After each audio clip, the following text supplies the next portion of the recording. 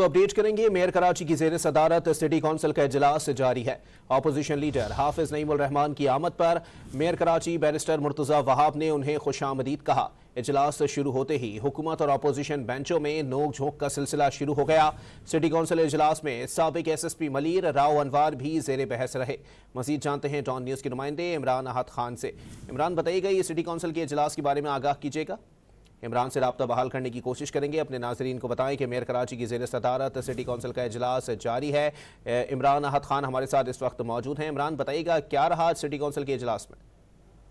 देखिए, बिल्कुल city council का जो इजलास है वो शुरू होते ही हंगामा आराइश जो है वो शुरू हो गई। सिटी कौंसिल के इजलास में जो दीगर सियासी जमातों से ताल्लुक रखने वाले जो पार्लिमानी लीडर है उनकी जानिब से जो खिताबात का सिलसिला शुरू हुआ, तो उसके बाद हंगामा आराइश जो है वो मजीद तूल हो गई। इसमें देखने में क्या आ रहा है कि यहाँ पर की जो तमाम जो सियासी जमातें जिसमें पाकिस्तान मुस्लिम लीग है और खासतौर पर तहरीक इंसाफ के जो दो धड़े हैं, एक तहरीक इंसाफ और दूसरे इस्तेकाम पाकिस्तान में जाने वाले जो लोग हैं, उनके जो पार्लिमानी लीडर हैं वो जैसे ही उन्होंने खिताब शुरू किया और वहां पर हंगामा आराई का सिलसिला जो है वो शुरू हो गया।